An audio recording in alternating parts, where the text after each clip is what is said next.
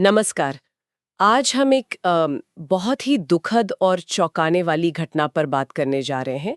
गुरुग्राम से ये खबर आई है। जी, गुरुग्राम की एक 25 साल की पूर्व टेनिस खिलाड़ी राधिका यादव, उनकी हत्या हुई है। हाँ, राधिका यादव।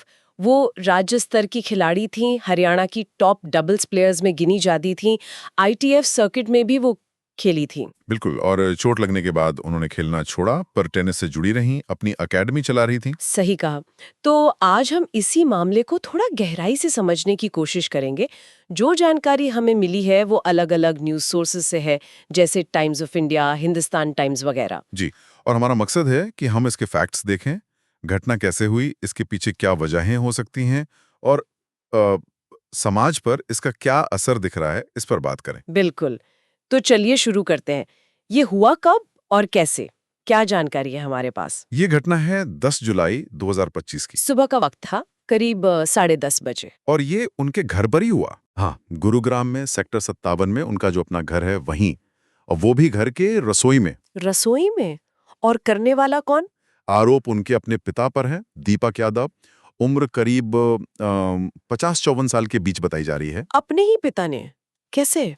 उन्होंने अपनी लाइसेंसी रिवॉल्वर इस्तेमाल की, 32 बोर की रिवॉल्वर थी। रिपोर्ट्स बता रही हैं कि रसोई में उन्होंने राधिका पर कई गोलियां चलाईं, शायद 3 से 5 राउंड। हे भगवान! हाँ, और उनमें से 3 गोलियां राधिका को लगीं गर्दन में और पीठ पर, और दुखद बात यह है कि उनकी मौके पर ही मौत हो गई। ये तो सुनने में ही इतना खौफनाक है। और एक बात और जो पता चली है वो और भी अजीब है कि उनकी माँ, मंजू जी, वो घर पर ही थी उस वक्त। जी हाँ, वो घर पर ही थी, लेकिन शायद उनकी तबीयत कुछ ठीक नहीं थी। और शुरू में जब गोलियों की आवाज आई, तो उन्हें लगा कि प्रेशर कुकर फटा है। अच्छा, मतलब उन्हें अंदाजा ही नहीं हुआ कि इतना बड़ा हादसा हो गया है। बिल्कुल, बाद में उन्हें पता चला। सोचिए कितना कितना मुश्किल रहा होगा उनके लिए। यकीनन। अब सबसे बड़ा सवाल, आखिर क्यों? एक पिता ने अपनी ही बेटी पर गोली क्यों चलाई? पुलिस क्या कह रही है? देखिए, पुलिस की जो शुरुआती जांच है, वो इशारा कर रही है कि झगड़ा टेनिस एकेडमी को लेकर था। एकेडमी को लेकर? मतलब मतलब? मतलब ये कि रिपोर्ट्स के मुताबिक दीपक यादव इस बात से खुश नहीं थे कि राधिका अपनी एकेडमी चला रही है। उन्हें ये शायद अपने लिए अपमानजनक लगता था। अपमानजनक? अपनी बेटी का काम करना? हाँ, ऐसा सुनने में आ रहा है कि उन्हें लगता था कि समाज में लोग उनका मजाक उड़ा रहे हैं, ताने कस रहे हैं। ताने? किस तरह के ताने? जैसे कि बेटी की कमाई पर जी रहे हो, इस तरह की बातें। और ये चीज उनके वो अहंकार को शायद चोट पहुंचा रही थी। हो, ये तो बहुत ही अजीब और दुखद वजह है। मतलब बेटी की सफलता, उसकी आजादी ही समस्या बन गई।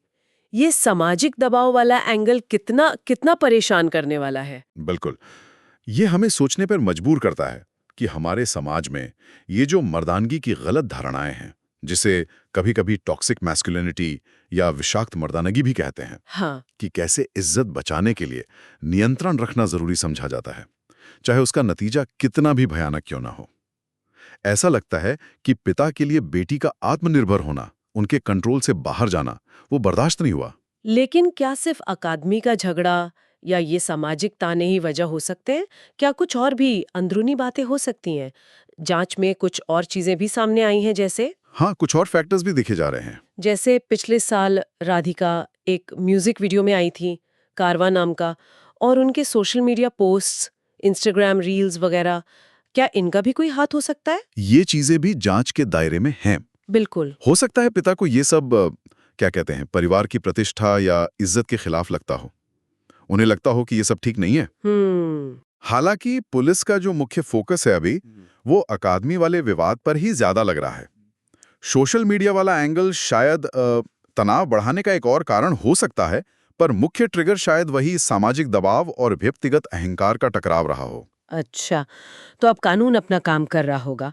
क्या अपडेट्स हैं उस तरफ से? जी, दीपक यादव ने पूछताछ में गोली चलाने की बात कबूल कर ली है। कबूल कर लिया है? हाँ, सेक्टर 56 पुलिस स्टेशन में हत्या का मामला दर्ज हो गया है। एफआईआर राधिका के चाचा कुलदीप जी ने लिखवाई है। और पिता? पिता को घटनास्थल से ही गिरफ्तार कर लिया गया था। रिवॉल्वर और जो गोलियां थीं, वो भी पुलिस ने जब्त कर ली हैं, और उन्हें पुलिस रिमांड पर भेज दिया गया है आगे की पूछताछ के लिए। और माँ का बयान? मां की तबीयत ठीक ना होने की वजह से वो अभी बहुत विस्तार से बयान नहीं दे पाई हैं, जहां तक हमें पता है। समझा। ये पूरी घटना, इसने समाज में फिर से कई मुश्किल सवाल खड़े कर दिए। पितृसत्ता पर, मानसिक स्वास्थ्य पर, बिल्कुल। और खास तौर पे जो कामयाब महिलाएं हैं, उन्हें किस तरह के दबाव झेलने पड़ते हैं, शायद अपने घर के अंदर भी। इन सब पर बहस तेज हो गई है। हाँ, और ये सिर्फ एक परिवार की कहानी नहीं रह जाती फिर। ये हमारे समाज के अंदर जो गहरी जड़ें जमाए हुए मुद्दे हैं, उनकी तरफ साफ इशारा करती हैं। और जाहिर है टेनिस की दुनिया में भी सब लोग दुखी हैं, स्तब्ध हैं। हाँ, वो तो होगी ही। एक खिलाड़ी, एक उभरती हुई कोच, इस तरह से उनका जाना बहुत दुखद। तो अगर हम इसे समेटें तो ये एक बहुत ही परेशान करने वाली तस्वीर है। एक पिता जो शायद अपनी बेटी की सफलता और उसकी आज़ादी से असहज थे, उसे पचा नहीं पा रहे थे। और जिसे सामाजिक तानों ने या शायद उनकी अपनी बनाई बनाई धारणाओं ने और हवा दी। हाँ, और जिसका अंत इतना भयानक हुआ। जांच तो अभी चली रही है, हो सकता है कुछ और परतें भी खुलें आगे। जी बिल्कुल। और ये घटना हमें सोचने पर मजबूर करती है कि कैसे किसी की अपनी ख्वाहिशें, परिवार की उम्मीदें और समाज का दबाव जब ये आपस में टकराते हैं तो कितने विनाशकारी हो सकते हैं। क्या कभी-कभी ऐसा होता है कि किसी की व्यक्तिगत कामयाबी को समाज के दायरे में फिट न होने की वजह से एक खतरे की तरह देखा जाने लगता है? ये सवाल सिर्फ इस केस से नहीं जुड़े हैं, ये हमें अपने आसपास भी देखने और सोचने को मजबूर करते हैं।